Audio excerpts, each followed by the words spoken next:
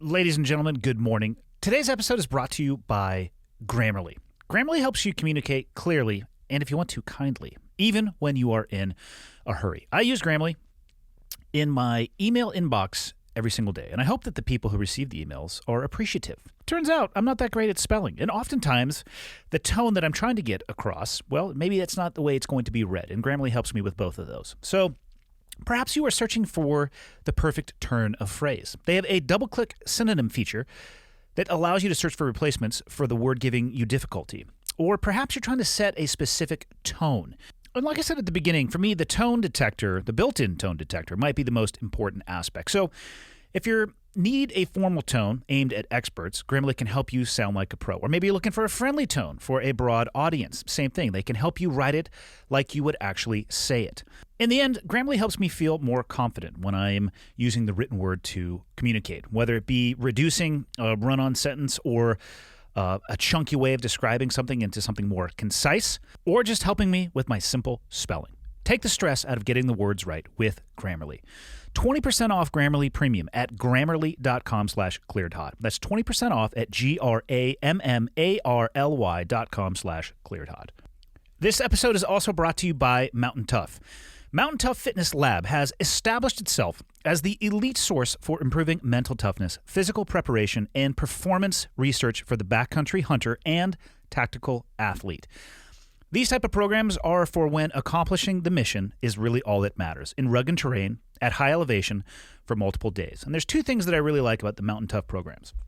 One is their focus on mental toughness. I really think that that's lost in a lot of strength and conditioning regimens. And two, there's a huge community. Over 10,000 Mountain Tough athletes. It's strong, they're supportive, and they're going to help keep you accountable. Mountain Tough has dedicated thousands of hours of testing on dedicated mountain hunters, first responders, and military personnel.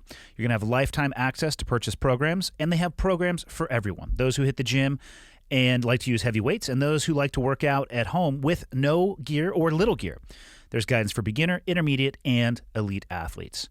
The right nudge from the right person at the right time can change your destiny. And regardless of your age or circumstances, I am nudging you to start today, as I know the Mountain Tough programs and the Mountain Tough community will enable you to become the best version of yourself. Mountain Tough is offering the listeners 20% off. Go to mountaintough.com/clearedhot to receive 20% off. That is MTNTOUGH.com/clearedhot. This episode is also brought to you by Allform. Now, if you've been listening to the podcast for a little bit, you've probably heard me talk about my Helix mattress, which I love. But Helix has decided to leave the bedroom and start making sofas. They just launched a new company called Allform, and they're ready to make the best sofa that you've ever sat on in your life. Now, what makes them so cool? For starters, it's the easiest way that you can customize a sofa using premium materials and at a fraction of the cost of traditional stores. You get to pick your fabric. It's spill, stain, and scratch resistant. The sofa color, the color of the legs, the sofa size, and the shape to make sure it's perfect for you and your home. So obviously what I'm talking about here is the ability to make something very modular based off what you need. Armchairs, love seats, they have those too, all the way up to an 8-seat sectional. Allform sofas are also delivered directly to your home with fast, free shipping. In the past, if you wanted to order a sofa, it could take weeks or even months for it to arrive, and you would need someone to come and assemble it in your home. It's not the case with Allform. It takes just 3 to 7 days to arrive in the mail, and you can assemble it yourself in minutes, no tools needed. I've done it myself, and it's pretty amazing. Now, if getting a sofa over the internet without trying it in the store sounds a little bit risky, you don't need to worry about that. You get 100 days to decide if you want to keep it. That's more than 3 months, and if you don't love it, they'll pick it up for free and give you a full refund. They even offer a forever warranty, which is literally forever. To find your perfect sofa, check out allform.com/clearedhot. Allform is offering 20% off all orders to the listeners at allform.com/clearedhot. Last but not least, we're going to talk about mental health here for a minute. That's right. This episode is brought to you by BetterHelp. If there is something that is interfering with your happiness or it's preventing you from achieving your goals, BetterHelp is here to help you. They can assess your needs and match you with your own licensed professional therapist, and you can start communicating in under 48 hours. For clarity, this is not a crisis line and it's not self-help. This is professional counseling done securely online, and there is a broad range of expertise available, which may not be locally available in many areas. The service is available for clients worldwide because it's hosted on the internet, and you can log into your account anytime and send a message to your counselor. You will get a timely and thoughtful response, plus you can schedule weekly video or phone sessions, so you don't have to do the in-person, uncomfortable waiting room if that gets underneath your skin. BetterHelp is committed to facilitating great therapeutic matches, so they make it easy and free to change counselors if needed, and I cannot reinforce this point enough. Don't give up on the process if you don't have a great connection with the first person you talk to. Stick with it and find somebody that you connect with. I'm telling you right now, it could have life-changing benefits. BetterHelp is more affordable than traditional offline counseling, and financial aid is available. In fact, so many people have been using BetterHelp that they are recruiting additional counselors in all 50 states. So, stop messing about. Special offer for the listeners, 10% off your first month at betterhelp.com/clearedhot. That's betterhelp.com/clearedhot. And boom, we're done. We're through the business side of the house. Let's talk about my guest today. This is a man who I had heard tales and legends about before actually meeting him in his garage where he kicked the shit out of me, which I couldn't appreciate and thank him for enough, actually. His name is Chris Haueter, and he is one of the original American Brazilian Jiu-Jitsu black belts. He's actually part of what they call the Dirty Dozen, which would be the first 12 non-Brazilian recipients of a Brazilian Jiu-Jitsu black belt. He's also the first American black belt to win a black belt match. There's a lot of layers to Chris. He's an artist. He is well-read. He has opinions on a variety of topics, and he is an absolute savage on the mats. And he's directly tied into the SBG or Straight Blast Gym lineage that I train underneath. Fascinating man. I'm so glad that I got to meet him in a garage that I had heard just absolute crazy stories about. And I'm going to shut up. I am going to let Chris speak for himself. Episode 208 with Chris Haueter. Enjoy. Okay, got the red smoke. Gun run, north or south, west of the smoke, west of the smoke. Okay, copy, west of the smoke. I'm looking at danger close now. Come on with it, baby, give it to me, I need it. Get cleared hot. Copy, cleared hot. Thank you for having us, by the way. I've heard some legendary tales of you throughout the years, the whole 3 years that I've been doing jiu-jitsu. They're myths, not legends. No, I'm kidding. I actually don't know the difference between a myth and a legend, but there are quite a few stories, and it's been fascinating for me, having no background in martial arts. I think I got exposed. I think I was lucky in the people that I have been exposed to through Matt's student, Travis, who was the only coach that I've had. Yep, it's good. And I haven't trained with Matt a ton, but I've done some seminars with him. Introduced to John Frankel, who is a part of that crew. Yep. Henry Akins, who is a part of that crew. Yep. I've gone to as many of the camps as I can, and it's just kind of shocking. There's levels to this. You've gotten premium Yes. jiu-jitsu instruction. Yes. Beyond a shadow of a doubt, you have received what I would call premium jiu-jitsu instruction. It highlighted itself literally last night, and in case this young man is listening to this, I'll go in very broad terms, but he was explaining to Leah that his coach said the best way to break the closed guard is to just drive your elbows directly into the thighs. He's like, I know I can probably get triangle doing that, but my coach is telling me that pain compliance is the way to go. And Leah and I were having a conversation, and she made the point, not all schools are created equal, and not all instruction is created equal. So I feel like I have gotten, for sure, premium jiu-jitsu instruction for the last 3 years. It's been awesome. Yeah, it's a broad spectrum. And I would even say, like, as your example of the elbow and the thigh. Yeah. I've never been a fan of anything that is a pain compliance. Not everybody complies to pain. Because not everybody complies to pain. But we all comply to a choke is a pinnacle of the sub.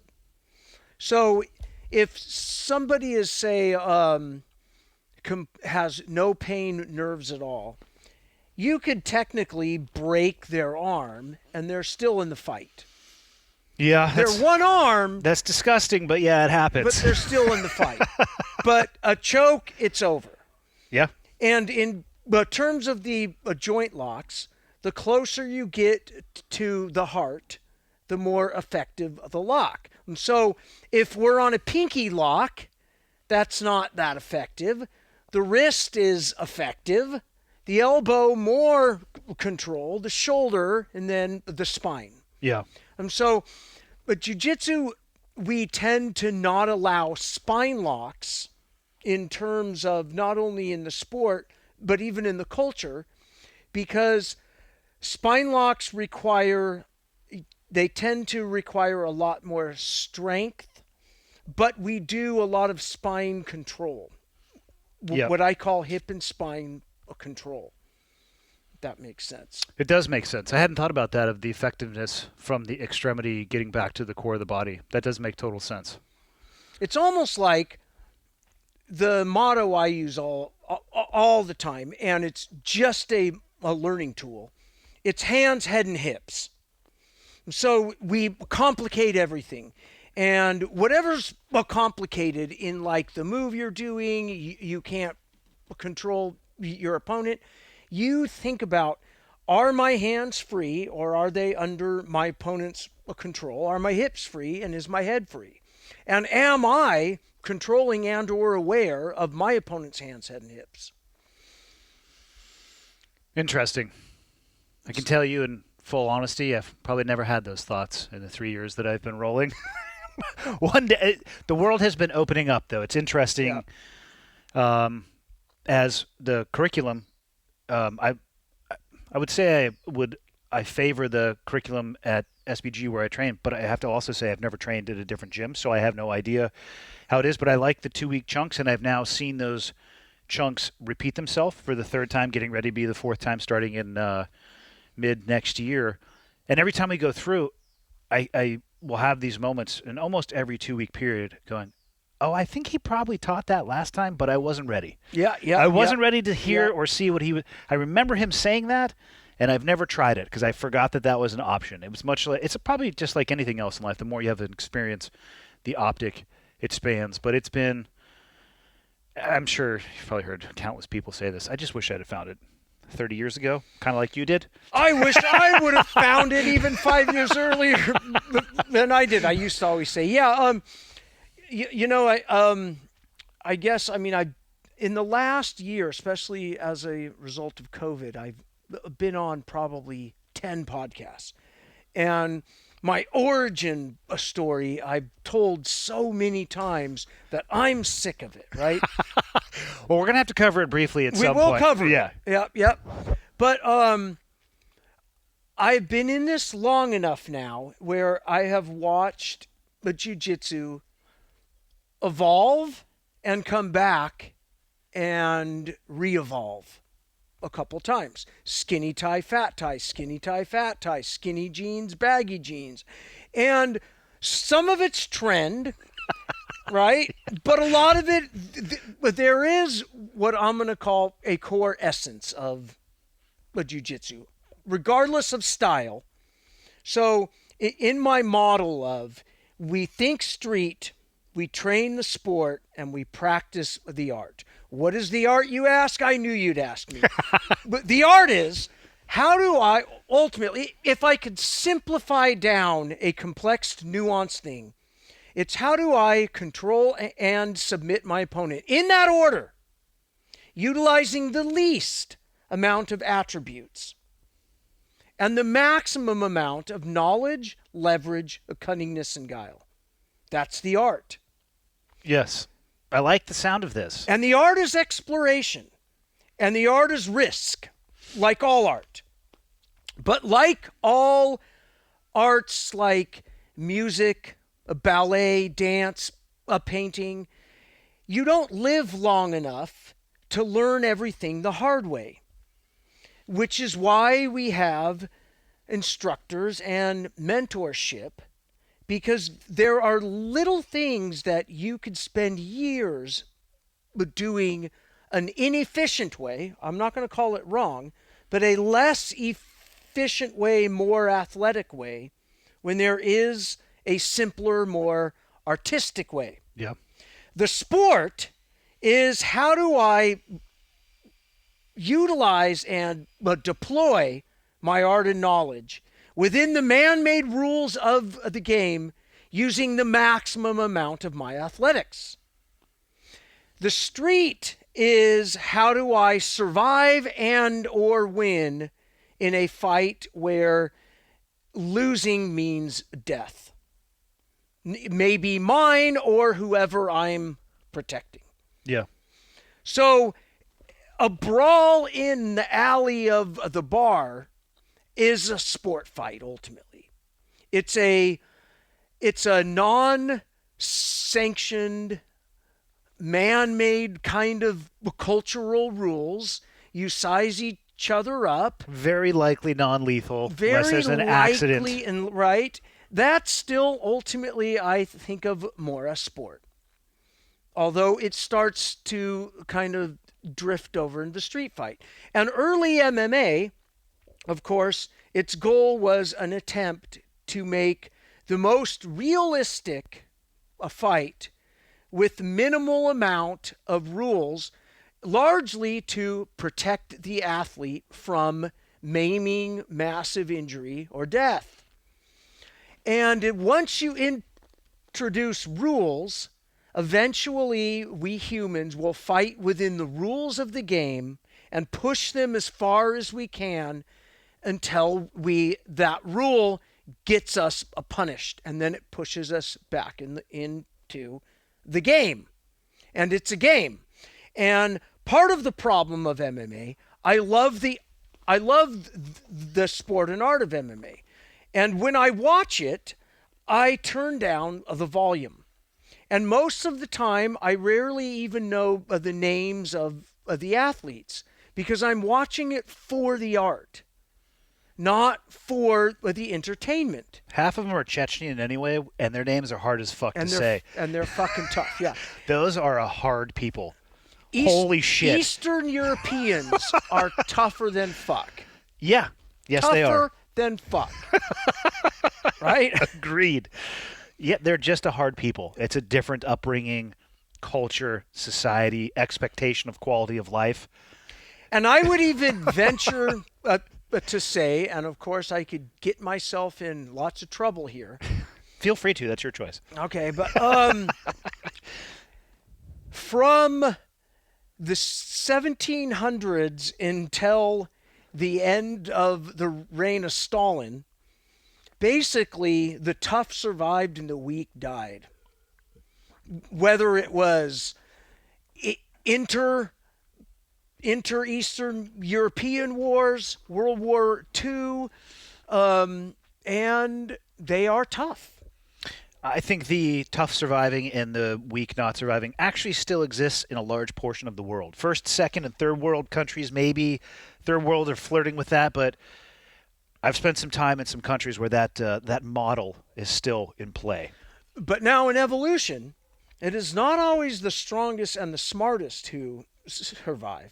It is oftentimes the most cunning. It is the ones most capable of adaptation. Yeah. But jiu-jitsu, the art, is the art of adaptation. The sport is a speciated sport to these man-made rules. And I love the analogy of cats. So if judo is the lion, jiu-jitsu is a tiger, and we have pumas, panthers, cheetahs, and all these things. They have an ancestral root that's very much alike. The other analogy I love of all the grappling arts is that of language. So if you put me and you and I jump in a machine, we transport back to 1600s London, we would not be able to understand the English that they speak, nor would they understand us at all. We might grab a word here and there, yeah, but we will miss all a context because language evolves. And it's like accents and cultures. After a while, an accent and the idioms and the slang use become the canon and change a language. And from my simplest perspective, and of course it's lost in the nuances of stuff, but jiu-jitsu after World War II, when suddenly now the world had neoprene rubber, softer mats, grappling became more popular, actually like staying on the ground, because it no longer caused a lot of pain. Whereas most grappling arts pre-war were about standing locks, standing holds, throws, and light groundwork. So when the mats became softer, not hard straw, which is a great impact mat, Yep. but hard on knees and elbows, it transformed all of the grappling arts. And at the same time, in Brazil, they were removing the rules, where the Japanese were starting to add rules to keep it an upright throwing art. So we have this ancestral cat, and out of it suddenly evolve a lion and a tiger. And the lion can breed with a tiger, and the offspring are sterile. So for a while, your judo in a jiu-jitsu competition was almost worthless, especially if everyone pulls guard, leans over and pulls guard. And in judo, because they limited the ground time, their grappling work became lost. So we had the speciation there in the grappling arts. Then the jiu-jitsu comes over to America. And at first, we all learned, because of the strict nature of the instruction, and anybody who was a wrestler, whatever it was, within one or two rolls with either Hoist, Hegan, or Hickson, you were convinced. And that's what I've heard from many people. Like, absolutely 100%, I'm convinced this works. Abandon whatever I knew.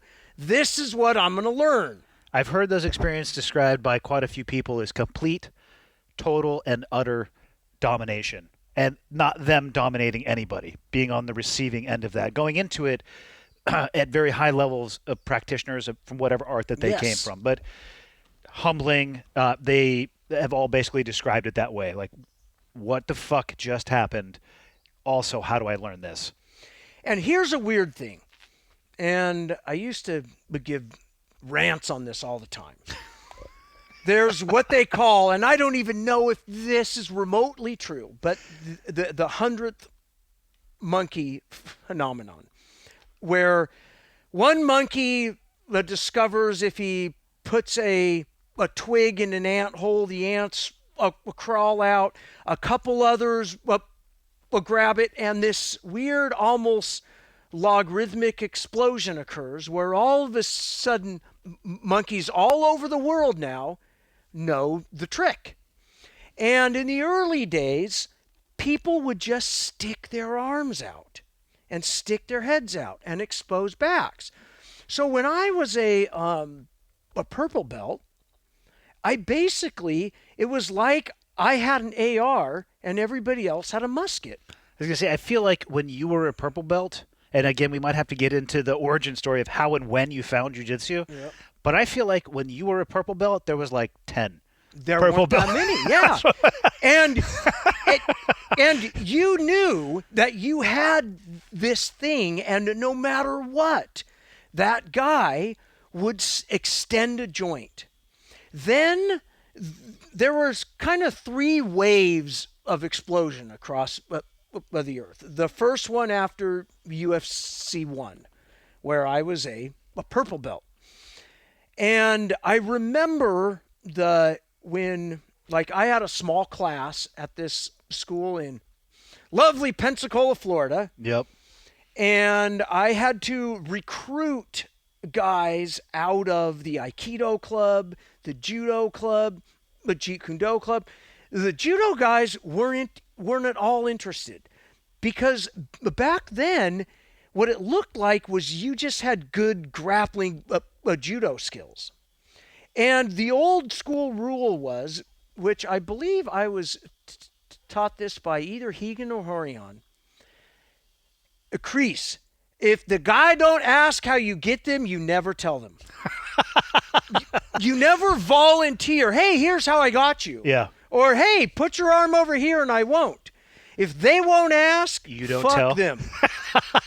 Right? When presented with superior information, if they don't ask about it, then you go on your way. And none of the judo guys would ever ask. And I'm a purple belt, and I'm like killing all their black belts, and they're pounding the mats mad. And like part of me, but the nice Chris Haueter me, I want to tell them. And it's like, no, but they aren't asking. I'm not going to tell them. The Kundo crowd, I got about 3 of them who were very interested in it. And they kind of approached it almost like there's this knowledge that once you have it, now you have it, and I could use it. And it's like, no, it's more like learning how to draw a face. Sure, I could say, okay, here's how you draw the circle. You put in the eyes, there's a nose and a mouth. Now you can draw a face, right? No. Then you learn how to draw the face. Yeah. And so like I would lose a couple of them who thought, oh, it's just knowledge. It's not a practice, right? And that's why I say the art is practice, right? It's a practice. You never master anything. You just keep improving and practicing until you adapt as you age, and that's that aspect. I'm rambling, but I like it. Go. And the Aikido guys who I recruited, and I managed to peel off 2 of the younger ones.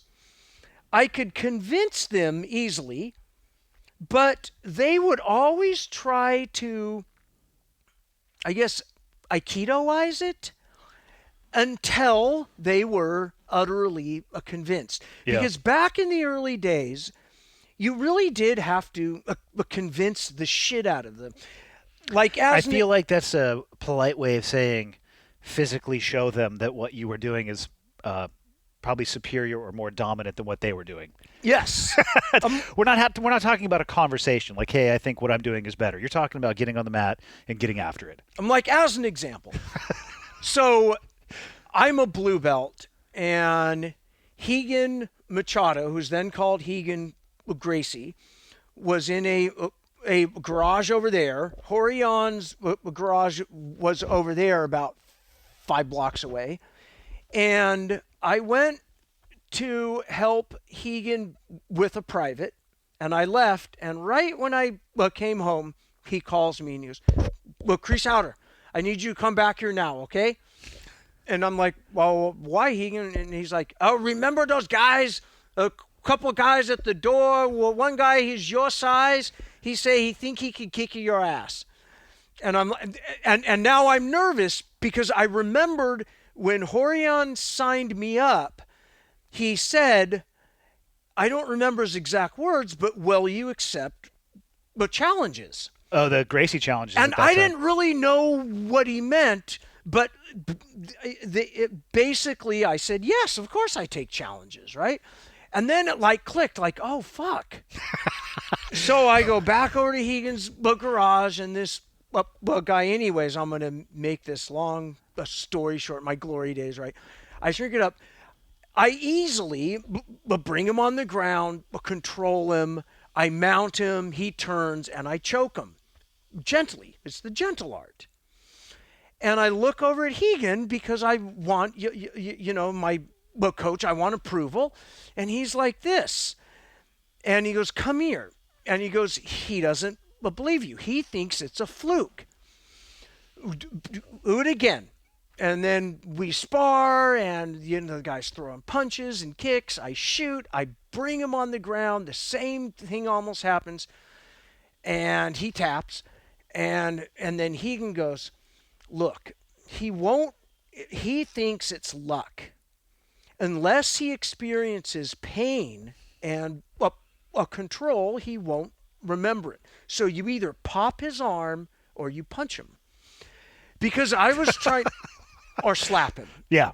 So this time, of course, I mount him, he turns, and I just start fucking bitch slapping the fuck out of him. Yeah. And then he exposes an arm, and I arm lock, and I hold it nice and tight, and I extend just a bit, and then he has no interest in it anymore.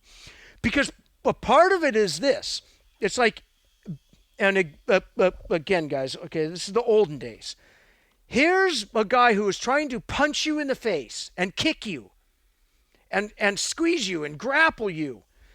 And if I gently catch him, then it's like I risk more than he does. He has to have an equal amount of risk in this. If you're going at that at first gear and he's coming at it at fifth, you're doing a disservice to yourself. You're probably going to get hurt. Right. Yeah. And it's a great lesson, right? I've had that experience even in my very short time where maybe you're having a day where you're just like, fuck, man, I'm exhausted. I want to go easy. But the guy comes at you in fifth gear. You almost have to match that, or I have found that you're putting yourself at risk of getting injured. And the person may not be trying to injure you, but I feel like you have to at least match to some level. I'm going to say yes and no, and not to say you are wrong. But I do the opposite now. But You have a few more years under more your belt. experience. When I feel maximum athletic or aggression energy, my first reaction is to not match it. Interesting. Is Okay. to utterly relax, assess, evaluate, and strategically handle it, right? Instead of handle it with tactics, you're handling it with strategy first, Yeah. then tactics, then techniques. Maybe the better way to describe it is it's more of a matching of pace. You're not, you're not trying to out-attribute them, but I would say, well, again, from my perspective, is I'll at least try to have some level of pace that is commensurate with that. I think that's, again, I'm going to say it's truer when you're newer. Which is what I am. Right. But, like, if we're playing racquetball, do I want to run all over the court?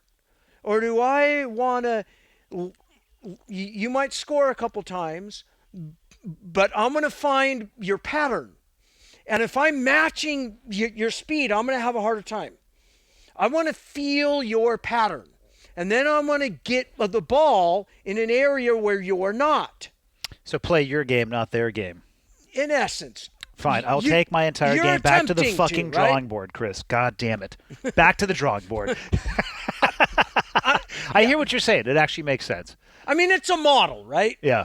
And clearly, if I, like, one of the experiments we do of our minds that I love is imagine if you cloned yourself, an exact clone. We close the garage and say, you and you fight it out.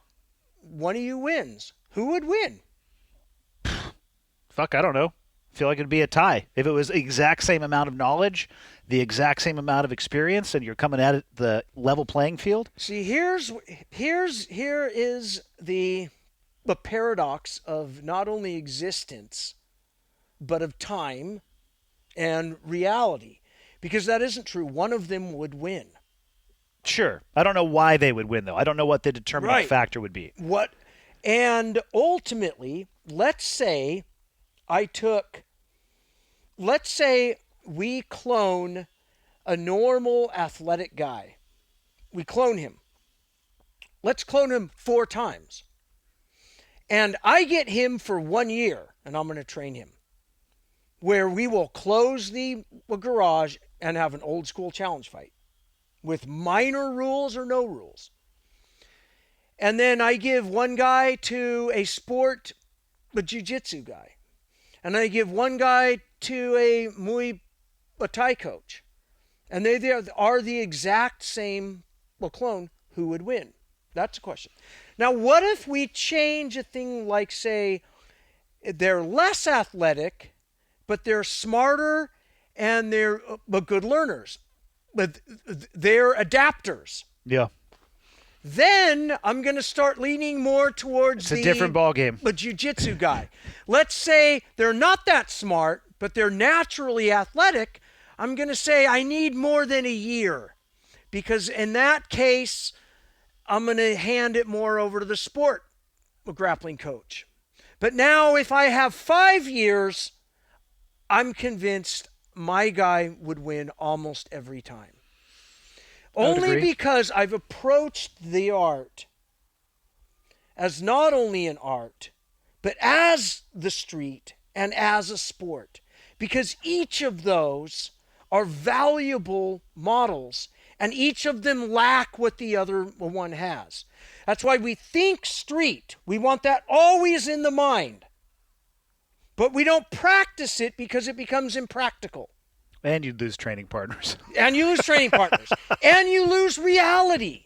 If you practice a street, you start going into hypotheticals because you can't actually really train it. We move over into sport. Now we construct a way in which we could train this thing. A Killhouse is now the sport of entering a room, right? Yeah. And then we have all these skills where when it's real, we've now trained them. And the art is now we're in the Killhouse, so let's experiment and see if this way, which we don't want to experiment either in the sport or the street. Yeah. So this is the strategy of approach. What you just described is actually really interesting, and to use the Killhouse analogy, the organizations and units that I've seen that are the most efficient in that environment are very creative. Now, they're not going to probably be extremely creative if they're doing like a readiness exercise or a testing evaluation, Yep. but they spend a lot of time in there saying, well, why did we do it like this? What if we did it like this? What would the difference be? And then they'll do force on force with some wax bullets that hurt like a bitch, especially if they're put in the refrigerator, which is a varsity move. And then maybe they'll adapt that new tactic, but they spend the time in the Killhouse, and then it works its way up after it's been proven into that operational readiness exercise phase. So it's exactly what you're talking about. Yes. Just thinking of that Killhouse analogy, I've seen some incredibly creative, because you would think it's four, to use a room like this, it's 4 walls or 5, whatever it may be. How many ways could there possibly be? I'm not going to say it's infinite, but there's a lot. Right. Guys will be like, well, yeah, but why are we coming through the doors? Why don't we come through the windows? You're like, interesting. Or the why roof. why don't we come through the door and the window? Mm-hmm. Why don't we breach the door and then come through the window, or breach the window and then come through the door, and then you got the roof? Like, let's make it 3-dimensional. And then the next thing you know, the people on the receiving end of that have no idea what's happening, but their world and universe is collapsing on themselves. Yes, and that's the art of jiu-jitsu. How important do you think competition is, or is it important in the development? Because there are, even in, again, my limited experience, I've encountered a lot of people who really are like, yeah, I don't want to do that. They don't have an interest. Well, let's unbox what we mean when we say competition. Okay. Because in my opinion, everything is competition from the perspective of game. You and Travis theory, will get right? along. You and Travis will get along well. We already do. Yeah. Yes, I love Travis. He is what I would call slightly competitive across every spectrum of human, which is awesome. I love it. So we compete when we club roll. It's competition. Yeah. Okay. Okay. There are sanctioned competitions, and there are, but we're always competing. Well, I should say, I shouldn't say we as the broad martial arts world, because a lot of them don't compete. They only drill, and drill with minor unrealistic resistance. What Matt would call a lack of aliveness. We all have YouTube at this point, and some of the videos that come across, I never watch the person demonstrating the technique. I usually focus on the person who is the uki, or the willing participant. Which what Matt will always say, watch the uki, right? Yeah, and so a competition, again, we humans, especially us, I'm going to just say, call us aggressive type of males or alpha type males, whatever. I hate those terms because they're now so loaded Yeah. with preconceptions of The what they toxic are. masculinity conversation down that pathway. Yeah. And it leads us into communication loss because we need new words. It's almost like we need new words for liberal conservative because those words are now, the minute you claim a side, when you hear with the other, you lose the nuances. But anyways. We either need new words or we have to agree upon a definition. Yes. Because you have two people looking at it, seeing one word and thinking that something completely different, and that shit's not going to work. And in a world of 15-second sound bites, that's if you're impossible. Lucky. Yeah, if you're lucky. So, the competition is the proving ground of whether something works or not. It's the laboratory. We can have an organized laboratory or not. We can control the experiment and add more rules and rails to lock it in, or remove the rails. So a great example is the judo is the premier art in the upright cloth grip game. That's their area of expertise, bar none. Greco is the mastery of the no cloth upright clinch game. Wrestling, collegiate style, is the art of be the guy on top no matter what, motherfucker. The back arching, twisting, be the motherfucking guy on top. I've never seen somebody teleport from their back touching the ground to any other position faster than a wrestler. That's correct. It's actually pretty disturbing to watch. Yes. But jiu-jitsu is a much more nuanced, a complex art. And I'm not saying that it's superior, but its area of expertise is how to turn shit into gold and how to utilize the least amount of athletics, even in the sport, because we train that way. So when we're utilizing it in the sport, it's an efficient, more complex. But kind of like this, and I mean, I might have wrestlers argue with me, and I'm an ex-wrestler, okay? Wrestling and no-gi grappling is kind of like an algebra test without a calculator. The math is not complex, but you are timed, and you have to go fast. But jiu-jitsu is like a calculus wearing a gi, but you have a calculator. And one helps the other. Mm-hmm. And you can't do good jiu-jitsu without competing. And I don't mean by IBJ. Yeah, you're not talking at the pyramid building and the JF rules or any of that. I mean, you have to trial and error it against your peers. And in the olden days, the way you were ranked is not how many years you trained or any of that. It's, are you holding your own against the next higher group of peers? Then you enter that group of peers. And in the olden days, we were told not everybody gets but to be a black belt or even a brown belt, because you have to hold yourself to that group of peers. Now that gets weird too, right? Because now we're throwing it, now we're almost saying, okay, so that means really only the athletic males will ever make a black belt. And it was sort of that way. So I rank it more by your peer group. Mm-hmm. So if you are the non-athletic older guy, I'm ranking you amongst your own growth potential and how you stand amongst your peers and the entire group. Just because I did not think, and a lot of, no, I won't speak for anyone else. I did not think it was necessarily fair that the non-athlete never gets a black belt. But now some would say that's the first step in watering down our art.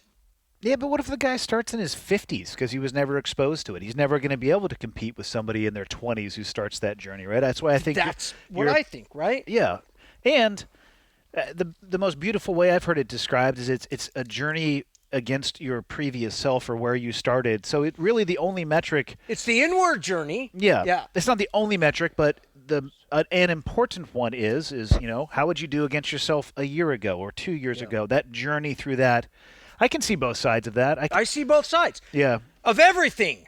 My goal in life is not to just see both sides, but all sides. Because we humans, the way we think, the way our meat computers are, is we think in the binary.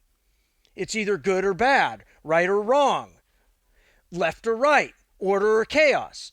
And it makes us think that one of them is good and one of them is bad. When often you need that third perspective, which is the Jiu-Jitsu triangle. It's getting the third perspective of the trap of duality. Imagine if more people implemented that in their approach to life. If it wasn't that binary, if it wasn't left or right, blue or red, good or bad, yeah. smart or dumb, yeah, all these things So back to what was the question we were talking about again? I was talking about the competition aspect, where the competition aspect. The importance of competition, or what you thought of the importance of competition, and I was asking that. I guess it would be more from the competitive rule set, judge, coaches, all of that stuff. So if the jiu-jitsu ever becomes an Olympic sport, there will be no purple belt Olympic champion. There will be only black belt. Yeah, that stands as a So reason. in essence, all the lower belts are practice to get to the goal of being a black belt Olympic world champion, or whatever it is. If you're a competitor, that is the goal. But the structure of our art is such that it takes the average hardcore, smart, athletic guy anywhere from 6 to 10 years to get to a black belt. So if you don't start young, you're washed out of the adult division. Oh, yeah. Instantaneously. Right? So where do we stand on this thing as a sport?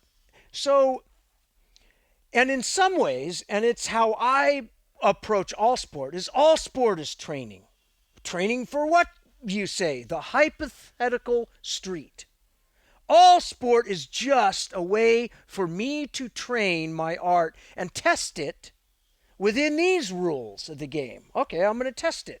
And now I'm going to do Chuck's a grapple off in the barn. And what are the rules? Okay, I will test it. And I'm going to try to not worry so much about those rules because I don't want to get myself boxed in the rules. I'm going to see if my jiu-jitsu is going to work whether the rules exist or not. That's the freeing part of competition. And a competition, it is a thing as well as I'm convinced, and maybe I'm not convinced, maybe I'm confessing, but I think we humans really fear two major things: what we can't control and public shaming. They're inner primal fears that go back to when we're hovering around in caves and trees. If you are cast out of a tribe, you die. Yeah. Because we humans, as much as we're individuals and individualists, we are Fucking fall apart if you pull that too far. we are collective animals. I think COVID actually highlighted that probably more than anything. Yes, it did. This struggle of the individual isolated from the tribe. Yes, it did. We are collective tribal animals who over the course of 15,000 fucking years have barely scratched understanding not only ourselves, but the world in which we live in. And our egos think we are so fucking smart. And our egos think we are so fucking strong. You and I are pretty fucking strong guys. And we are tough. But if I grab you and I put you down 30 meters underwater and you're not really trained, will you make it back up alive? The odds are not in the favor of the untrained individual. Right. And then even if I take the most trained, now I put you down 190 meters. Yeah, you're fucked. You're fucked. Yeah. What if I put you up slightly high in elevation? You're fucked. Well, some of us have these nylon suits that allow us to capture the power of the wind with magic backpacks. Now, I got to tell you, with the utmost jealousy and envy, and envy, I think I have 28 jumps, hop and pops. Yeah. For fucking get the static line. Yeah. And I always wanted to skydive, and I'm so envious because it's weird. This strange thing happened. I could think of 2 events in my life. Like when I was young, up until I was 36, I would get a 300 on every PFT, no matter what. And the 18-year-old group. It was like, for people listening, that's the maximum score. It was like my goal. No matter what, even if I'm 35, I'm going to still hold the 18-year-olds. The standards. Yep. Yes. And then I crossed that line, and now I couldn't even pass, probably in my age group, right? And I remember once I was coming on to a base, and I don't remember which one to instruct, and we passed by an obstacle course. And when I was young, when I saw an obstacle course, that was like being an excited kid. You want to go do it. It's a fucking roller coaster. Yep. I loved obstacle courses. And I remember for the first time in my life, it looked like work. I was like, that looks hard. God, that is a phase in everybody's life they have to go across. It's like You're now just like, it's like, ooh, I don't want any part of that. I don't necessarily want to do that, right? It's like sliding into a wetsuit on a cold morning. Oh, yeah. Like, oh God, what if the wetsuit was dry? I could do it, right? It's like, so I envy you because you skydive. And I remember once I had kids, I suddenly didn't want to skydive anymore. Not because I don't want to, but I didn't have the like. I kept holding it off. Yeah, like in a couple of years, I want my A license. I got to skydive. That's so much fun. That fucking thrill of stepping out of 0G. Even though when I jumped, it was like for 1-2 seconds. So, right? It was 1,000, 2,000, 3,000. Check canopy. Right? It was just enough. Yeah. Where it's like, fuck, that's fun. Yeah, but also painful. I remember I have about 80 static line jumps. Oh, static line jumps are painful. They are trash. The opening is, you can just, you're like, oh, okay, I'm extended. And then when you hit the ground, no control that fucking chute. You're climbing up a riser. I love how they put the emphasis into controlling the parachute, though. And people are just climbing it like monkeys. And it's just, so you get this spinal extension on opening, compression on PLF. Oh, look at the horizon and stop looking down. Yep, boom. You hit like a sack of shit. Yeah, I didn't when I had kids. Land on your ruck. Yeah. When I had, my kids I started jumping in 2000, 99, 2000. So I definitely was jumping before I had kids. It didn't really change my headspace on it. I think I put a little bit more into the risk assessment. Because you were already jumping. It was normalized in my life. Yeah. I actually started base jumping after my kids were born. Which is fucking core. idiotic or a combination of the two. I think that is so fucking cool. 15 years ago, I'm in Thailand, out in Chiang Mai, and I see this sign, bungee jumping, and I'm like, fuck, I got to do that. I've never bungee jumped. I'm going to do it. And these cool guys are all, like, here's the bands and stuff. And then as we're going up the crane, it starts like, well, if I fall here, I'm breaking a leg. Okay, ooh, I'm fucking busted. I'm going to die. Okay, yes, for sure I'm going to die fast. It's going to be a fucking spot, right? And then we're at the top, and these fucking guys start making jokes about, I don't know if the rubber band is tight enough. Oh, maybe we make it a little long. And I can appreciate that type of humor. And I'm over a lake, and it's like a postage stamp, right? And I'm like, fuck, that's going to be concrete anyways. You might as well have me over rebar and concrete. I mean, because it doesn't matter, right? And I'm walking up, and I'm weighing out, like, do I want to be a chicken? And then I've got, my primal fucking shame thing. I don't want to be ashamed but the guy who won't jump, right? And these fuckers making all these jokes. But anyways, I go, and it's fun. And then I want to go again, and I will go a bunch of times. Because now I trust the gear. Yeah. Right? So the hardest part, correct me if I'm wrong, because you've had probably over 1,000 jumps now. I get about 7,500. Yeah. So you trust the gear. I do, because I've tested it to the utmost extreme. Like you before you have your first skydiving malfunction where you have to, you deploy your main parachute, you look up and you go, well, that doesn't look normal. Cut it away, fire your reserve off. It can be a very emotional event, mostly because you've never done it before. Right. And then I think I've had 7 cutaways at this point. And I'm panicking thinking of it, right? But now I bet it's like you if you were in, and I actually was listening to you talk about this in I think it was either the it was the Roll documentary. You're talking about you're in a bad position. Stay calm. You know what to do. Just do it. And after you've been in that shitty position 1,000 times, you're like, okay, I know the likely options that I have here.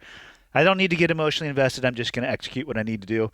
That's kind of what emergency procedures when it comes to skydiving can become. I'm not saying have 1,000 of them, but at around, I would say 4 or 5, you know that your reserve parachute is going to open. It's packed by an FAA rigger and it's inspected. Yeah. So you develop this level of trust in the gear for sure.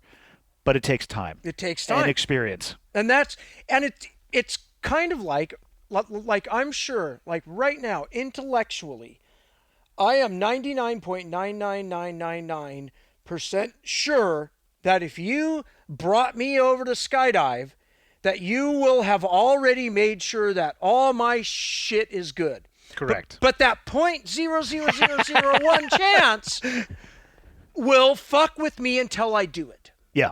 I tell people we're all going to die, but you won't die skydiving with me. I can't guarantee your legs are going to work, but we're going to live. If I grab my Glock, remove the magazine, and go, it's empty. Yeah. You want to check it. I'm going to. Right. And that's kind of that same feeling of when you're jumping, right? The only difference is we both know a little bit about guns. In the skydiving world, you have to rely completely on me. Yes, completely. So completely, 100%. Yeah. Have you ever thought about going to the wind tunnel? I want to really bad, and this area there's one in Oceanside. There's got to be a tunnel up here in LA. I know there's one at the Paris. There is one in LA. When I was at Bragg last they have a tunnel at Bragg. A month, but the guys were there, but I had to go home and are like, oh, we'll bring you to the tunnel, and I'm like, fuck, I want to go so bad. It's all the fun. None of the work. Right. Pack a parachute, fuck off. I don't need to learn how to do that. How do I zip up this flight suit? I got that handled. Controlling your body. I got to do it. Yeah, controlling your body is a little bit. But back arching is a bit hard on me but. You don't even have to necessarily. You have to relax. When you fly, if you throw like jiu-jitsu. Yeah, if you throw a piece of plywood into the wind tunnel, it's a shit show. But if you throw something in there, I don't know, maybe a T-shirt, but there's a weight in the center, and that can go to the bottom. It just sits there nicely. That's fascinating. It is, but of course, much like jiu-jitsu, when you first start, you're not in there as the stable object that is relaxed. You're and you're all over the place. You know, it's a great grappling / jiu-jitsu analogy I use all the time. With the water. If you take a swimmer and you throw him in the water, you use all extremities. Yeah, they try to beat the water to death. Yep. Because instinct cries out to move your extremities fast. And you have to learn how to relax and move your hips with your legs and float, relax and all that. Yep. And then once you can swim, in my old analogy, you're a blue belt. You have to be able to swim, and then you're a blue belt. You have to be able to perform 4 strokes to be a purple belt. And you have to be able to handle wild, big waves, and then you're a brown belt. When I know you can get held under and relax, even if you drown, you don't drown necessarily in a panic. Yeah. You're drown-proofed almost, right? Yep. So I love that analogy. But the other I use is poker. We think it's chess, but it's poker. It's seemingly a game of luck, but a poker is a game of skill. Yeah, if it was a game of luck, you wouldn't find the same people always at the final tables of these competitions. You would not. They would be the luckiest people on the face of the Right. earth, and they should be playing the lotto. They should be. Exactly, yep. Yeah. Where'd you grow up? I grew up around here. So cowboy? Yep. I don't know why they call it Northern California, but I was born and raised in Santa Cruz. I knew that. It's like directly in the center of the state. I don't know where that line where we go north from there. Well, if you were in a gang, that is the line, right? Of SoCal, NorCal. Norteño, yep. All right, that's fair. And then You're in the battleground line. for sure. How much time did you spend in the military? I did 5 years in the Marine Corps Reserves. I want to say it was 4 on and off in the Army Guard. How'd you find your way into military service? The short story was I was a reckless but teenage punk rock blackout drinker who knew I had fucked up my chances at college, and I didn't want to work at McDonald's or do construction yet. Yeah.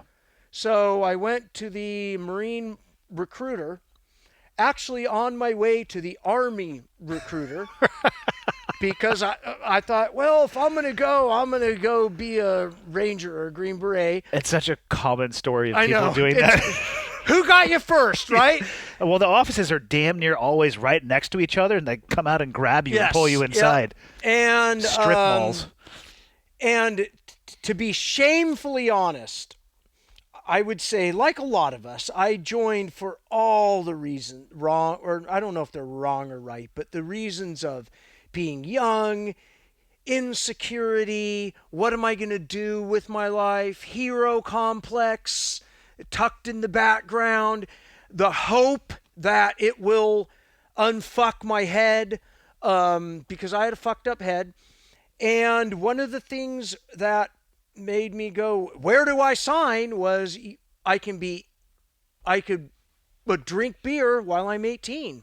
On base, yes, you could. If you're old enough to fight, you're old enough, but to drink's like, okay, no shit. And I at the time, and I know that there's a lot of stoners out there in this world, especially in. I was a stoner, and for me, pot makes me dumb. Yeah. It has very different experiences for different people. One of my closest pals has a stoner, has got 800 both SATs, and pot makes him smarter.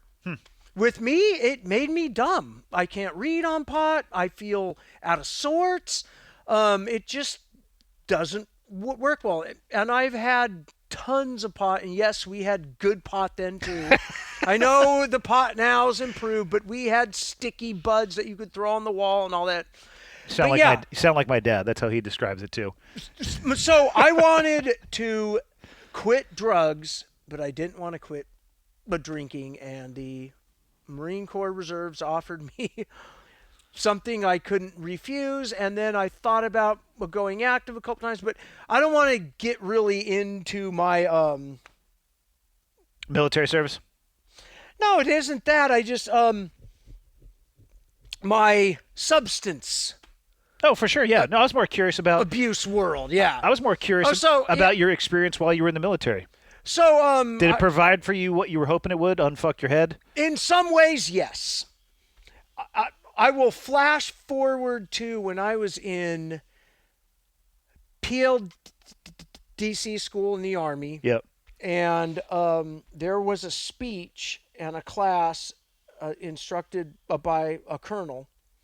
And I can distinctly remember him in the early class. He said, whether you stay in or go out, this will be the most important class you've ever had in life. And you won't realize it until years later. And it was the attributes of a good leader. All the ones, right? Honesty, loyalty, integrity, all these character traits, which basically mean you're a good human being. Yeah. And that class really stuck. Now, growing up, if you can't tell now, I'm a stutterer. And there was a period of my life for almost 3 years where I couldn't even speak. I was almost mute. So I always wanted to be either an actor, a leader. I wanted to be able to voice an opinion. So I spent a lot of years being a great observer because I couldn't say what I want to say. Interesting. And I was the youngest child in an alcoholic household. So I did gain good skills in observing group shifts and mood Dynamics? dynamics. Yeah. And so now that I get to speak and have an opinion all the fucking time, I can rant on and on, right? So maybe it's a good thing I was mute. No, I don't know. But I think watching and observing and listening is more powerful than speaking often. It can help you develop that more powerful position or opinion or belief, whatever it may be. 100%. I mean, people go back to it all the time, like the ratio of eyes and ears to the mouth. Maybe Yep. use them accordingly. Which are also skills that you learn in military leadership, right? For sure. Because you got to learn how to listen. Yeah, we have to learn how to follow. And how to follow, Yeah. right? And so that was an extremely valuable class. And that was while I was in a Bravo Company 20th SF group, which I was there for 2 years, a non-qual. Yep. And then when I moved back, it's a long story because at that time I was married to my wife, who is a pilot in the Navy. And she is now retired. Her and I are still good friends. She actually does contract work with special operations. Huh. So yeah, it's a long story. So anyways, I wanted to get back to LA because I wanted to do fucking jiu-jitsu. Well, where did you find jiu-jitsu? I found it here in LA While you were in the military? while I was in the Marine Reserves. Okay. Okay. And then I got married young, which was dumb. I got married young also, and it didn't work out the way people would want marriages Yes. to go. And we both had kind of a mutual agreement that this just wasn't what we wanted. And it's all a long fucking story. This is all like a personal shit, right? Yeah. So yeah, let's get back to jiu-jitsu. Well, so you were in the Marine Corps Reserve. Yep. What was your first exposure to jiu-jitsu? Okay. And what year was it? Because I think that's important too, because it helps plant in the ground kind of where you sit. 1986. So that's earlier than most people. Yeah, it is. And I was exposed. I want to say I was a year off of my one and only pro Muay Thai fight that I won, but it fucking hurt. So you were already involved in martial arts prior to finding jiu-jitsu? Yes. Okay. And as a high school wrestler, that always worked. And because I drank a lot and I was a young fucking Marine, you're always getting in fights and scraps and As they've been known to do throughout the history of the fucking Marine Corps. Fucking Marines, yeah. And they earned that one for sure. Yeah. So I went to the local junior college wrestling room with all intent to join the team. And while I arrived in the wrestling room, the Aikido instructor at the IMB Academy, where my Muay Thai coach was there, and he and I knew each other, Mitz Yamashita, and they were practicing mount escapes. And I remember my first thought was, I thought he was the Aikido instructor. What's this ground thing? And the mount looked really weird then, because it's like, you got to understand, back in the old days, not only was mount something that wrestlers never did, Yeah. but the guard was this really weird thing. Certainly not going to see it in wrestling. Like, that's for sure. super weird. Yeah. So I'm watching it, and I'm like, Mitz, I don't think this will work against a wrestler. And he's like, let's try it. So Mitz Yamashita was the first guy who ever choked me. And it was, and I will say, at the time I think he was a blue belt, it was fairly easy for him, but not super easy. But I'm like, fuck, I got to learn this Aikido stuff. Yeah. And he's like, well, it isn't Aikido. It's actually a special kind of Jiu-Jitsu. And technically, I'm not even allowed to instruct it. So don't say anything, but here's the guy's number. And it was Horion's number. So I immediately went home, called it immediately. And within 3 days, I'm in Horion's garage, and Hoyce Gracie was my private coach. That's insane. Those are some pretty heavy hitters. At $20 a private. Well, at 86, that's probably pretty stiff. It seems stiff when you're, a 23 or 4-year-old, however I was a kid. Yeah. But really, that's not. How did Mitz find it? I don't really know. And he passed away last year with COVID, I think. He was a great guy. One of the most honorable, humble, brilliant men in martial arts. Did he continue to do both Aikido and Jiu-Jitsu? He did. He was a good 20 years older than me. And I think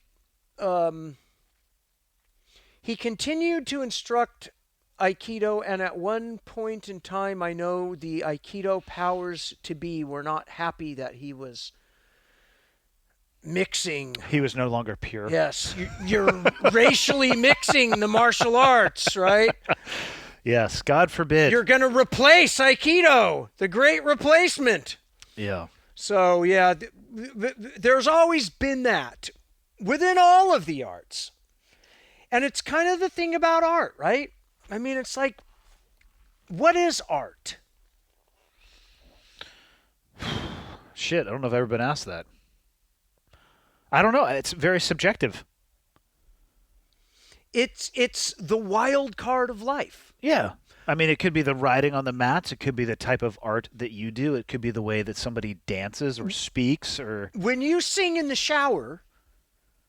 It's a wild assumption, Chris. Perhaps I don't. You do. When you sing your Broadway show tunes in the shower, who are you singing to? Yourself. Right. Yeah. And ultimately, art is the expression of creative energy. And we repress that, again, because of shame and because of cultural baggage. Or fear of rejection. Or fear of rejection. Because art is risk. And art always pushes the envelope of the new. And art can be anything and can be nothing. And can be everything and is nothing. So, yeah. Yeah. how did you get into art? I don't know if I don't know how much people would know about some of the art that you actually create. It's fantastic. I don't know how I. But Would you describe yourself as a painter? Well, in art history, which is fucking weird, right? And if you want me to run off on a rant on the art world, you can go on the fine fucking art world.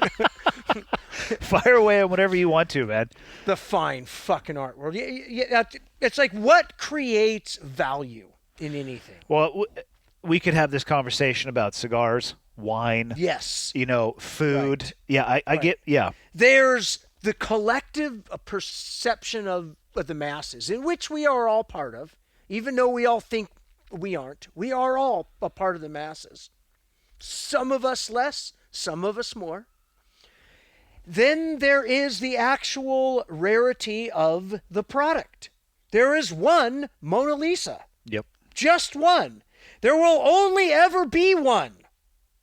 And in 7.5 billion years, the sun will swallow the earth, and it will be no more, no matter what.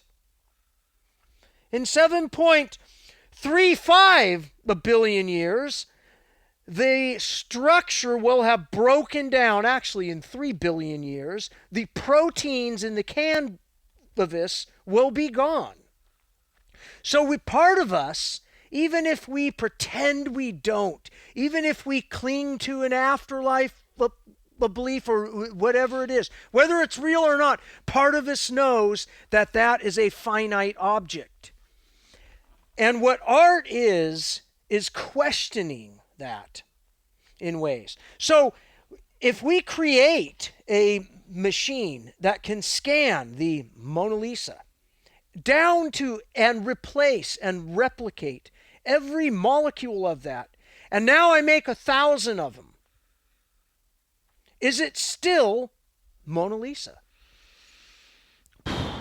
In some respects, but the value of that, I would say, immediately drops because the frequency of which you could encounter one. So what we would call that is the soul of art. When Hickson dies, part of the soul of the art that only he can express, taught through others, but only he can, will be gone. Yeah. When I die, there is an essence, something that no longer exists. And if, say, I go to an afterlife, which is a distinct, people tell me, but there is one. If I do, will I still be me? These are questions that I think man has been asking themselves for quite some time. Right. And art is diving into that void and doing what is the most natural to your soul and creating for yourself. Fuck the critics if they love it or hate it. Commercial art is knowing what the masses want and the critics and creating it, which is why amongst artists there's always a war between the advertising artists or the real artists. And now the punk artists versus the mainstream, the street artists, the lowbrow artists, because it all comes down to what is fucking art. Well, I enjoy your art. I'll take some pictures of it and put it up with the podcast. I love my fucking art. And if not, well, you should. You shouldn't do it otherwise. Right. I hope that you do. My art's fucking badass. I agree. Actually. There's it's jiu-jitsu inspired, I would say, for sure. Often. A lot of it is. Yeah. Yep. It's like a dude and a gi hanging off of a raft. It's a combination of some worlds. One of the pictures that I saw. Yeah. That was done kind of me feeling lost at sea, not only where I connect with this ever-changing world of jiu-jitsu, but the ever-changing world. And, of course, there's women on the raft with weapons. Are they rescuing me? One's a lookout.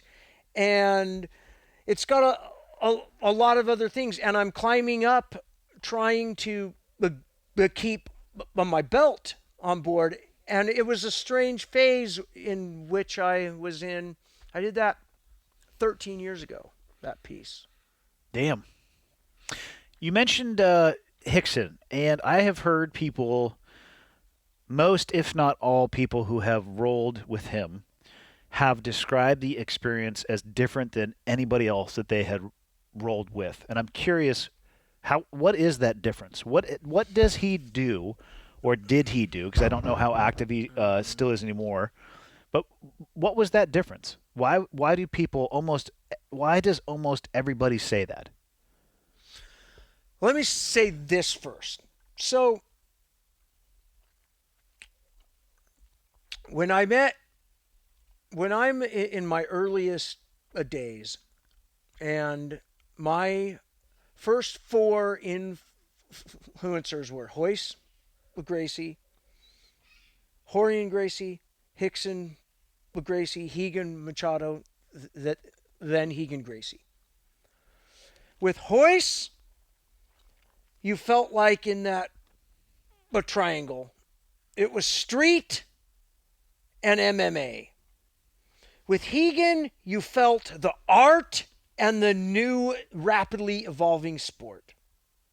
With Hickson, you felt the warrior balance in that. Interesting. And whether it was true or not doesn't matter.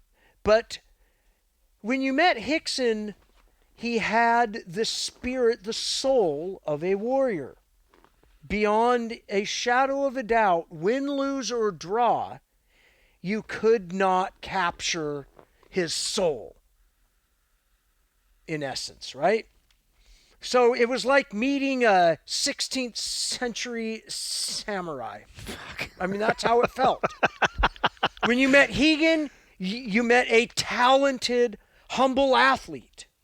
When you met Royce, you meant a mentally prepared to fight at any time a guy, but kind of intense. With Hickson, it was another kind of intensity. And Hickson's jiu-jitsu over the years developed from that place of purity. So, yeah, I'm like, how do you describe it? Like last month, I think it was, or maybe it was a month and a half ago, I wanted to ask him one thing about the closed guard that had been like I'd been thinking about a lot, and I asked him, and he can show me one thing, and even he'll explain it.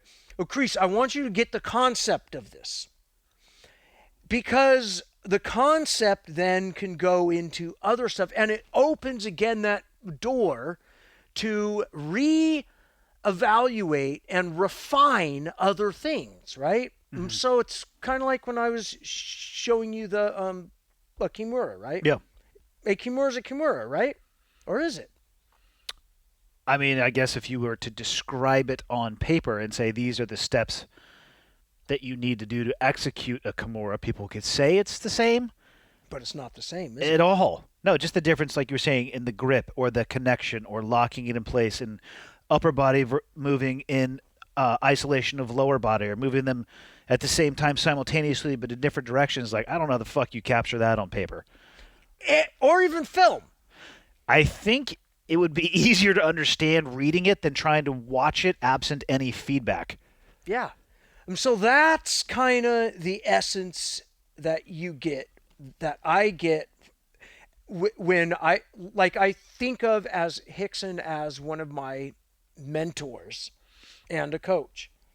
And Hegan Machado is like one of those guys he's like an encyclopedia. And he's the lineage with which SBG comes from as well. In essence, yes. Yeah. I mean, like, I got my black belt, all my belts from Hegan. Yep. But at the same time, my early days, Royce was also my coach. Yep. Hickson. And then later in life, I did Hickson's a class all the time until he vanished again. But so I'm I'm an artist. I'm eclectic. I don't cling to any opinion or ideology or group or even tribe. I'm kind of a lone wolf. But I feel welcome in multiple tribes. And that is not because that was my intent. It's because that was how the cards fell from me pursuing my art. Because I never wanted to become a martial arts instructor. That was never my goal. I used to even get mad when people would be like, God, that you showed me is so good and the way you taught it is so good. And I'm bragging here. But, and I'd be like, fuck, I don't want to do that. I don't want to teach, right? I get that. And the competition is good because we compete in how we teach, right? It becomes a thing like, I'm going to become the best jiu-jitsu instructor because I want to compete in everything. Yep. So then I start becoming, well, how do I become the best instructor? And then you realize that by teaching, you are now learning while you teach. So then you fall in love, and before you know it, that you never wanted to be a teacher, you're suddenly now a teacher. Not because of intent, but because of how it unfolded. I think that's the only way that you could stay at it for as long as you have been. You seem to be still passionate about this, and do the back of the envelope math. We're talking 36 years at this point? Something like that. And here's the thing. Up until I had about 4 stripes on my belt. I'm supposed to have 6 right now, but How many can you have? at the 7th, then I'm a corral belt. But that's all rank and structure and politics of the art. But what I want to say is, up until I was about, I want to say 3rd stripe-ish, I would dream. I'm a big dreamer. I dream all night long. I remember my dreams every morning, the most fascinating fucking dreams. Really? Yes. I feel like I dream vividly, but I have a very hard time remembering them. I don't have good recollection. Recollection is an art, and it's a practice, and I can actually show you a few tricks to actually embrace your subconscious. Okay. But it's weird. I no longer dream any jiu-jitsu at all. Whereas that used to dominate. It used to dominate my thoughts. Now, once I'm off the mat, I leave the mat. Yeah. And once I'm on the mat, I'm fully present. And that's kind of the path as well that I have kind of learned through other arts of self-development. So, you are a member of... And I ate a lot of acid. Fair? Okay. In high school, I dropped a lot of acid. That could have had some assistance with your trajectory? It could have. It could have fucking chucked a frag into it, too. For sure. So you are a member of the Dirty Dozen, Yes. and I will let you unpack what that is so I don't murder the explanation. Well, that is a name that somebody coined for the first 12 non-Brazilian black belts, in which I believe 8 or 9 are American. People say, oh, it's the first white black belts, and that bugs the fuck out of me because it's not, because there's a black guy also, and because it makes an assumption that Brazil isn't white, where the makeup of Rio is the same as L.A. Really? Yes. And you know, we're not going to jump down that road of race because that will lead us down the road of politics, which we should probably avoid. But I will say, politically, half of my black belts are full-on lovers of the right and Trump. And another half can't stand that side. I think that's a beautiful thing. And I think it's a beautiful thing. Some of my best friends have the opposite opinions I do on a myriad of issues. And then we have the same on issues. How is that possible, Chris? People should be defined by only one opinion and one issue. If you disagree with them on one thing, you must shun them from your On one life. fucking thing. And so, in my dream of dreams, which will never happen, because we are humans, I would rather that we chose our leaders who could pass various leadership tests and for their knowledge and experience in the job in which they are in. I want the guy who's operating on my heart to have been to an accredited medical school. With a lot of reps. Yes. And so my problem tends to not be, it's less with ideology, but it's more with personality traps. And I think in politics, and there's a lot of, and I love politics and I love history, and like they are two of my favorite things. And if we wanted to rap about cultural history and anthropology, I love that. Where was I going with this? Where we've been all over. We were talking about. We were all over. We were talking about the Dirty Dozen, but wrote me back. Oh yeah. So that's all politics. That's all right place, right time, who got their rank. Some guys who I think were just as good maybe were held back for whatever reasons, right? And then it suddenly became almost like, oh, who will make the first American black belts? So in some ways, I felt like I got a black belt early. It felt that way. How many years had you been training? I think it was in my 7.5 years. Okay. And I spent 5 of those as a purple belt. So it's like I drifted right through blue to purple. Then I was there for this fucking incredibly long time. There's the brown belt. Finally, fuck you very much, because I know I'm a brown belt. And it's like, holy fuck, I'm a black belt. And the only guys who I know are these fucking masters, and I'm a black belt. This doesn't feel right, until I had my first black belt match against a Brazilian, and I won. And Hickson was the referee. And from then on, I felt it.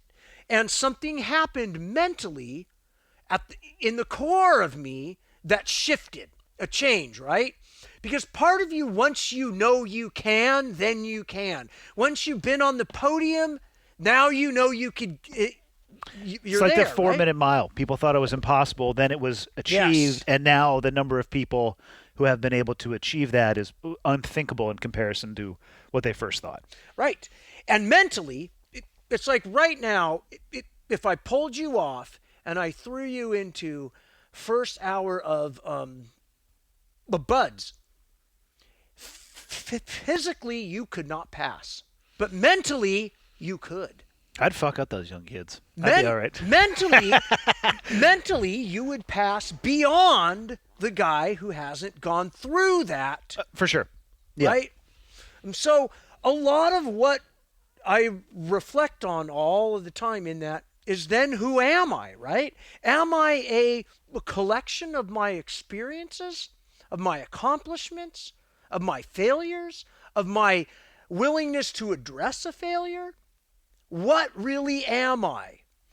And somewhere in our core, and this relates to grappling as well, and this is just a model, because maybe there is no core, but we have orbits of consciousness. So we are aware. Then we add an orbit, we're aware of being aware. Then we're aware of being aware of being aware. Now we throw in the element of time. And we see time as this thing that we exist in. But then we throw in space-time and we realize that it is as shiftable as other. And I just mean this as a model to approach, because obviously we aren't fucking changing time. And I'm not. I was going to say, have you been hanging out with Eddie Bravo? No. And I can't rearrange my molecules or any of this stuff. And yes, ivermectin is wonderful if you have fucking worms. Okay. And 99% of you who get COVID will survive. So because I had orange juice every day, therefore orange juice cured COVID. No. Okay, and we won't get into the whole ivermectin. 3 of my friends have spent, like, one of them has spent the last month fucking sending me articles and videos trying to convince me ivermectin is the secret fucking cure. They're holding it back. Fauci, deep state, the big government. People are deep. They are fucking entrenched deep. And they're deep. Entrenched. And I see 2 current problems occurring on Earth or in America, and it's actually happening as well in Europe, is wokeism, which is this civil religion, and the QAnon conspiracy right, which is recycled Nazism. I've watched a few documentaries on QAnon, and I am no expert on it by any stretch of the imagination, nor am I an expert on the wokeism, but they're both... Nor am I. I would describe them both as very insidious. They're insidious. And here's what is so insidious about them. Is like all good conspiracies and all good social justice, they are all based on grains of truth. That's what gets people so dug in, I think. They are all. I can find the truth in all of these. You can find the essence of truth, a piece of truth, a kernel of truth, which does not make every other fucking thing connected to it true. Right. It's and in some ways, okay. So if you're a staunch conservative out there in podcast land, I embrace you and I love you and you are necessary. And if you are a devout, liberal, progressive out there, we need you. We need somebody just like Art to push for change. But we need the filter of the conservative so it doesn't go fucking off kilter. And when conservatism becomes activism, look out. And when liberalism becomes calcified, look out. When it becomes, in essence, rigid and no longer free and open-minded, dogmatic. Right? Yes, and that is the ingredients that was happening in the world in the 1920s. Was Nazism and Mussolini's fascism were reactions to the very real threat of communism. These people were going to come and take your fucking property. And Nazism went even further because it became a culture war. Because then 10 years later after the 20s, you have the roaring 20s, the Negro jazz scene, black music, interracial relationships all over Berlin. You have globalism was happening all over. Jewish immigrants fleeing communism, flooding into Germany through Poland. You had all the same ingredients: anti-immigration, scare of the other, fear of multiculturalism, and then you had these fucking idiot communists and anarchists who want to make it a law that you give up your property and all these other shit. You have the perfect catalyst for right-wing backlash against left-wing extremism and left-wing reaction to right-wing extremism. And they feed each other.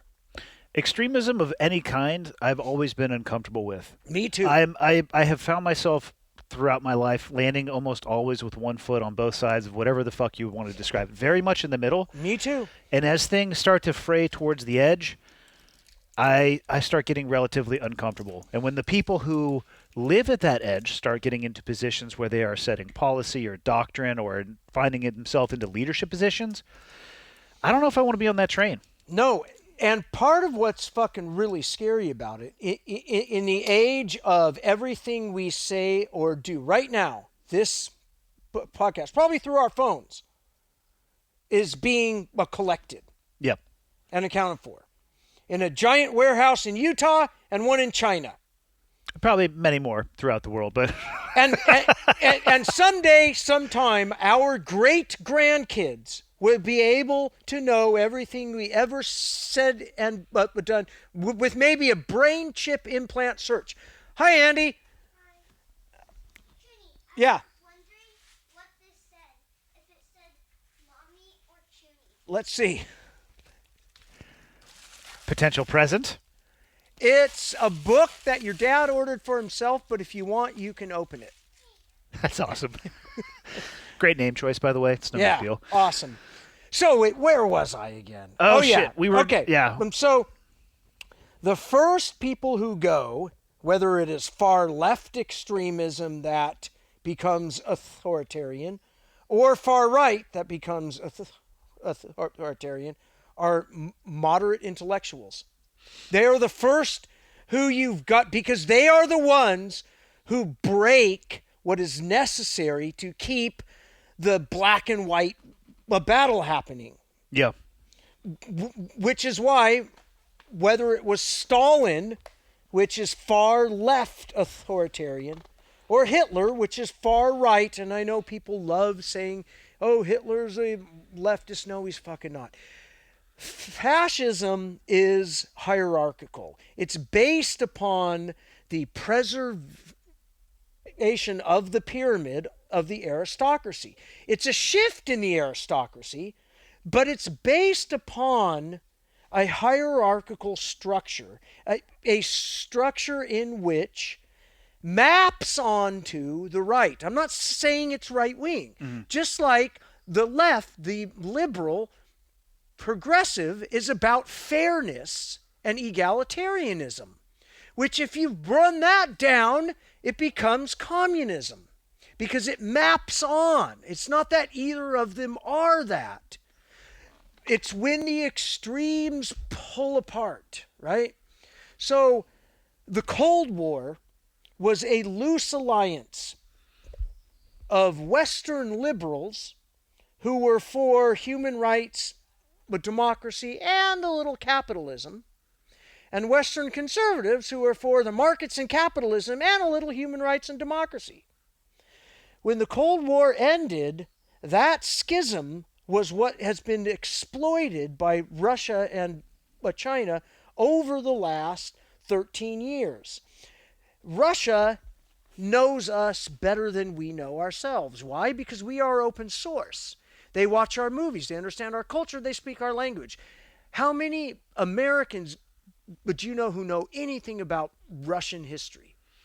Oh, man, that's a great question. Can speak any Russian. Understand their culture. That's going to be a very small number. Or China. Yeah. I actually think that number would be based on the number of first or second generation people who have moved to the United States from that country where their family has kept that alive.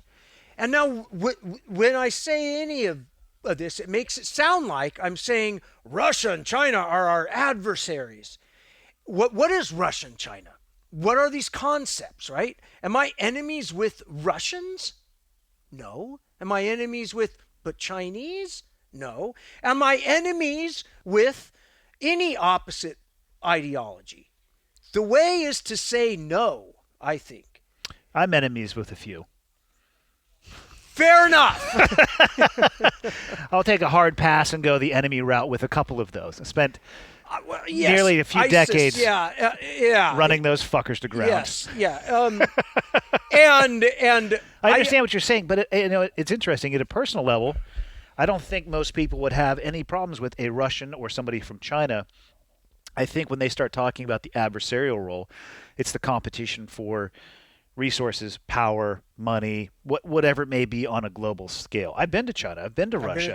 I've been to Russia. Yeah, I was walking through Red Square, and what people don't know is there's a fucking shopping mall right there, too, where the tanks used to drive by. I'm not sure there was one when the tanks were driving by, but you're walking along, and the lines are painted so the drivers know what line to be on. Right. And there's like a Louis Vuitton store right across the street.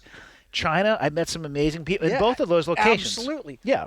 So when people say, well, communist, there is no communism. But communism is fucking dead. It never would have worked anyways, because it is human nature to stack ourselves into some kind of a hierarchy. It is just our nature. And so and when I say liberal, I don't mean like fucking woke, blue-haired, whatever. I mean in the true meaning of the word. Liberalism, open-mindedness, egalitarianism, a search for things to be reasonable and fair, right? And when I say conservative, I don't mean angry, I won't change, whatever. I mean someone who has reservations to shift and change. You described this very similar to my dad. What he will say is, I don't recognize either the right or left in those parties anymore. What they were when I was younger, this is my dad speaking, paraphrasing for him, but when he was younger, it seemed as if they stood for different things. And now the definition of what those two groups are, it has marched towards that extreme. It has. And there are... And all of these are models of history. There's the great man model. There's the collective movements of people, cultural, historical models, the periods, right? You have the colonial period, the Confederacy period, the Federalist period. I don't remember them all. The progressive era, which ironically began through Republicans first. Often, yesterday's liberalism becomes tomorrow's conservative staple. 100 years ago, you might have left a church to watch a hanging in public. That would sound now abhorrent. Depending on what country you live in. Right? It would seem very reasonable 100 years ago to oppose women having the right to vote. This is going to be an awful idea. Right? They're going to ruin everything, Chris. Right. And you look back now and you're like, you fucking idiots. So right. It did fuck everything up. But no, that's a dad joke, right? It's the worst thing that ever happened was when they let your mom vote. But so that then you have Sarah Palin wearing jeans and a t-shirt. Who made it acceptable to wear in public a t-shirt? The fucking hippies. And so things shift and change all the time. Our values change, our morals change, and all this is, there is change. And the conservatives' role, in my opinion, is to be the wise dad of that change. Not to just reject your kid's want of the new toy or music, but to, in essence, regulate it. The liberals' job is to introduce new and try new and experiment and question the establishment. Yeah. So when the conservative starts questioning establishment, this is pre-fascism. And when the liberal starts embracing establishment, that's I don't know what, because it's not communism. It's some other weird form of new ism, authoritarian liberalism, wokeism, whatever the fuck it is, right? It's a shit show out there right now, It's a shit Chris. show, yeah. So okay, I'll bring it back to jiu-jitsu because your wife has got to teach a class here shortly. Oh yeah, okay. So let's get back to jiu-jitsu. This politics, I probably made half the audience mad. That's okay. And if I made you mad, maybe you're clinging to an ideology. People have a choice when it comes to getting upset and being offended. I think so. It's also okay These to not... wokesters. Well, people don't realize that it's okay to actually not hold an opinion on something because maybe you don't know enough. And also, you can hear offensive shit and go, yeah, I'm not going to be offended. Right. Whatever happened with everybody? And granted, that's worse on the left. But there's all these people on the right are so easily fucking offended too. I've come to the conclusion that human beings are just very sloppy as a species. And you get enough of us together, pressed on top of each other, and the zipper starts coming apart a little bit. We're just sloppy as a species. My pops used to say all the time, you could take your best friend, if I lock you in a closet, in a day you'll hate each other. It's possible. All right, so I got 2 questions given our time. 2 questions. Did they make a big deal out of giving you, well, actually 3. Who was the first American black belt? I want to say it was Craig Krukuk. Okay. I might not be saying his name right. And I'm going to say number 2, Bob Bass, I think. Did they make a big deal out of giving you guys your black belts? I don't know how they used to do the belt ceremony. No, it was not a huge deal, but it was a deal. Yeah. So if I had my druthers in the perfect world of Lothlorien, where I instruct near a waterfall, I would never make a belt an event until you're black belt. That would be the only one in I've heard that quite a bit, yeah. It would but be an event. I would even have it where my magic wand, I would slowly make your white belt look bluer and bluer until one day you looked down and it appeared blue. When I began the Iron Man, I started it because my Oregon guys, Matt and all those guys, were getting too tough anymore.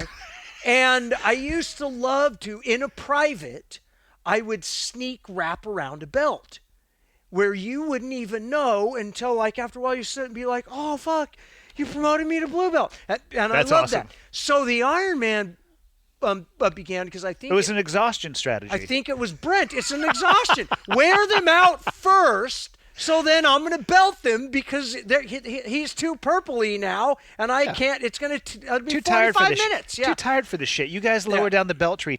Yes. Tuck them out a bit.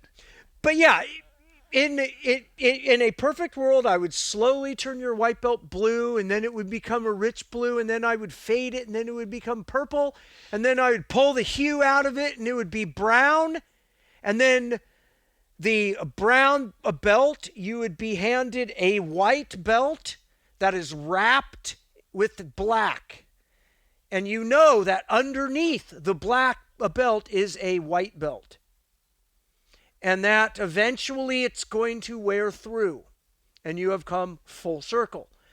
And for each rank, whenever I hand anyone a belt, when they earn a belt, with great advice, I say now is the time to forget everything you know and start as if you are brand new.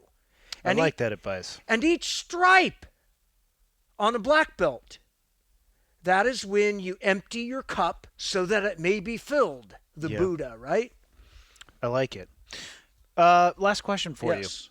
If you're a king for a day of the modern era jiu-jitsu world/community, what would you change?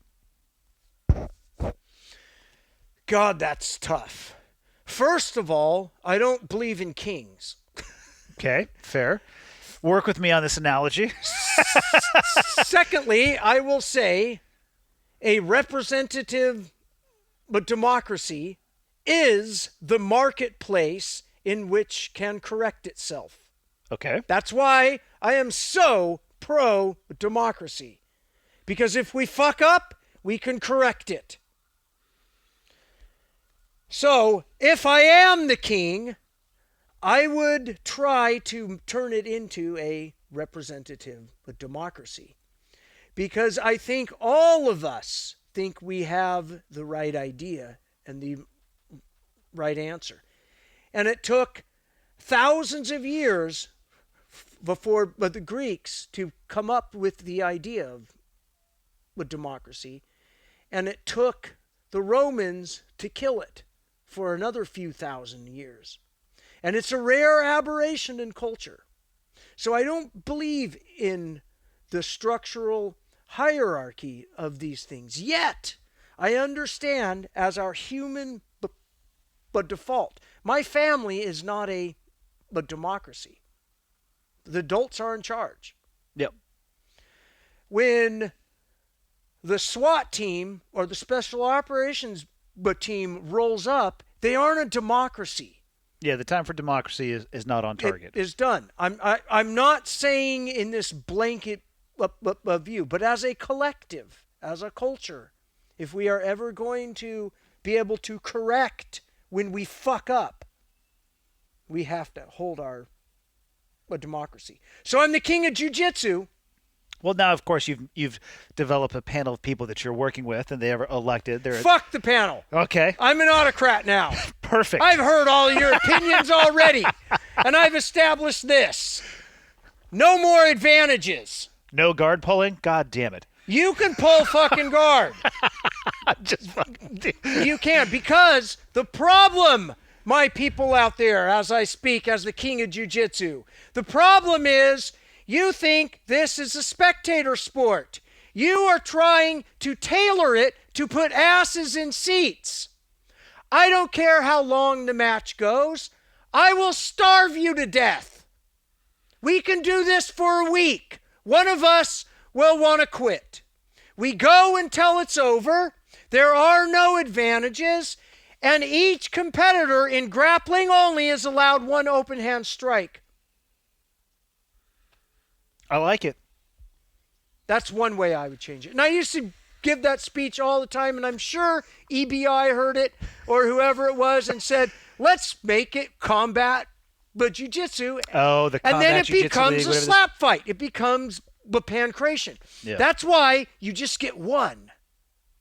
Because the jiu-jitsu I learned is you want to have a grappling answer to a striking problem. A jiu-jitsu answer. So if you were over here rolling with me, which because of my knee, you missed. We'll be back sometime. I would be hitting you a lot. That's just... And you would think that's awesome. fucked and unfair because you can't hit back. Because your goal, because me as a coach, is you have to find a jiu-jitsu solution to my striking problem. Not a striking counter, a jiu-jitsu counter.